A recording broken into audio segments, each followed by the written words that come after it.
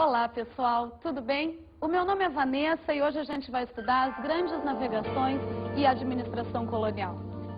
Mas para começar o nosso estudo, é importante entender o que fez com que o europeu, no século XV, se lançasse às navegações no chamado Mar Oceano, porque era assim como eles se referiam ao Oceano Atlântico. Como primeira motivação, a gente tem a busca por metais preciosos. Mas essa busca era simplesmente para cunhar moeda, porque esse metal, esse instrumento, tinha se tornado escasso na Europa do período. Também era importante romper com o monopólio comercial que italianos e muçulmanos estavam fazendo com o comércio das especiarias no Oriente. Mas o que são as especiarias, afinal? Bom, especiaria vem da palavra espécia, do latim, mas que significa simplesmente um produto bastante caro, bastante especial, valoroso para o período. Quando a gente fala em especiaria, normalmente a gente lembra de condimento, como cravo, canela, pimenta, mas não é só isso que seriam as especiarias. Remédios, alguns tipos de tecidos, até perfumes também faziam parte desse grupo. Só que a gente sempre lembra de condimento porque eram os condimentos as especiarias mais especiais, mais caras. Daí vem aquela expressão que até hoje a gente usa, caro como pimenta. A pimenta era tão cara porque durante a Idade Média, que foi aquele período anterior ao que a gente está começando a olhar agora, 1000 anos de história, o europeu desenvolveu hábitos alimentares extremamente carnívoros. Se comia muita carne na Europa durante o período medieval.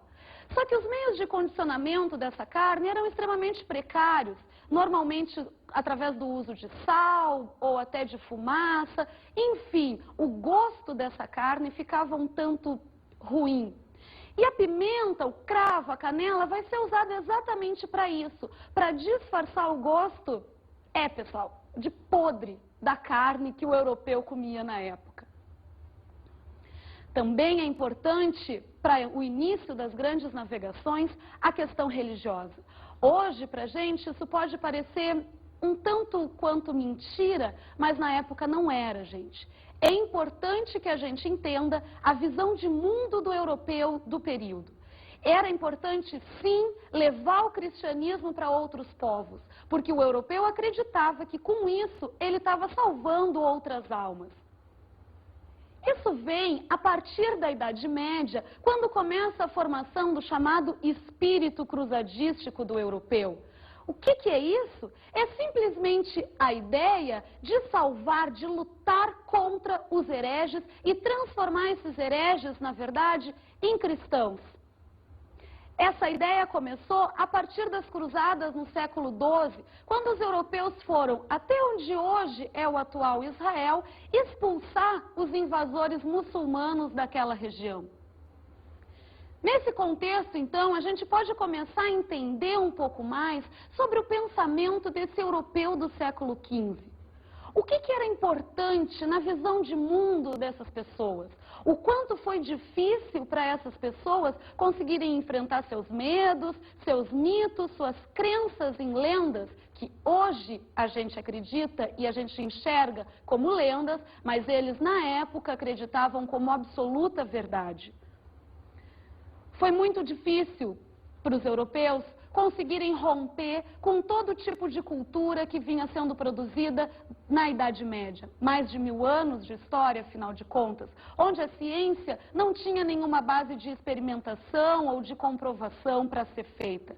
Simplesmente, se alguém afirmasse que algo era verdadeiro, estava afirmado. Assim, o europeu vai acreditar que os mares eram dominados por monstros, que em direção ao poente, que era a área que eles ainda não conheciam, poderia ter pessoas nascendo com rabo, gente com focinho de cachorro. Para vocês terem uma ideia, Cristóvão Colombo, em uma de suas cartas, contando sua viagem ao rei da Espanha, ele chega a narrar que ter visto 3 sereias. Mas ainda ele diz que não se mostrou muito satisfeito porque elas não seriam tão bonitas quanto ele esperava. Colombo estava mentindo? Não, pessoal, Colombo não estava mentindo. Isso fazia parte da visão de mundo do europeu da época. Com certeza, Colombo viu alguma coisa que remeteu ao seu inconsciente ao formato de uma sereia, fazendo então com que ele pensasse ter realmente visto uma sereia. Dessa forma, então, nos mostra mais importante ainda a iniciativa que Portugal vai ter em começar as grandes navegações. Será lá, através dos seus humanistas, que a mudança da base científica vai se dar num primeiro momento. Os portugueses começam a propor uma ciência empirista, ou seja, à base de experiências e comprovação. Não bastava mais simplesmente dizer que algo existia para isso se tornar verdade. Era preciso fazer um experimento e comprovar aquele experimento. Então, se afirmasse que existiam monstros, que existia abismo profundo no mar, enfim, coisas do gênero, era necessário comprovar para que isso fosse aceito. Dessa forma, então, começa a ser possível um rompimento com toda a mentalidade do período anterior para que fosse possível os europeus se lançarem à navegação do Oceano Atlântico.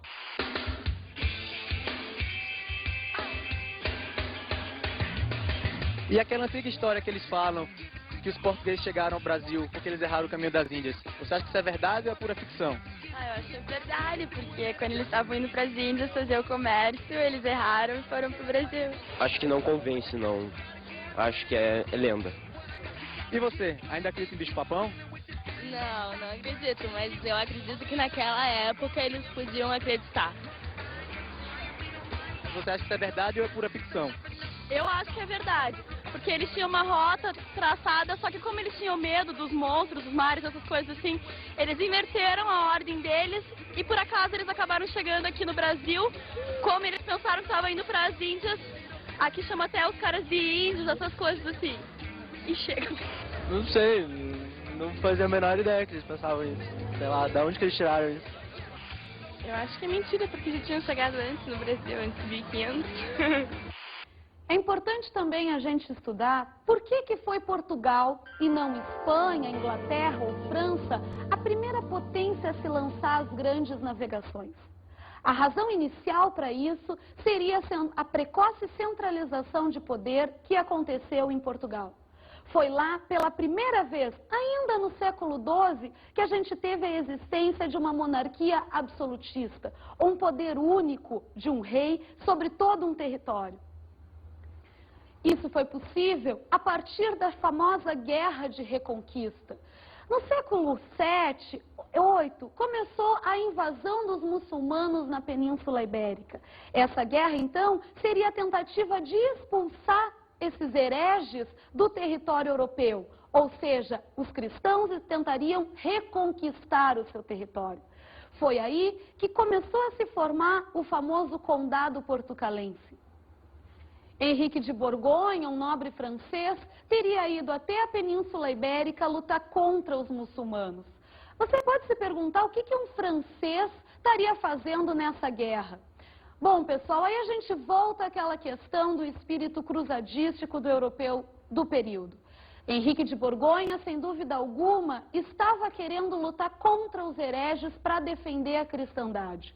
Mas também a questão financeira estava presente. Não vamos esquecer que a gente está vivendo o período da Idade Média, onde terra significa riqueza.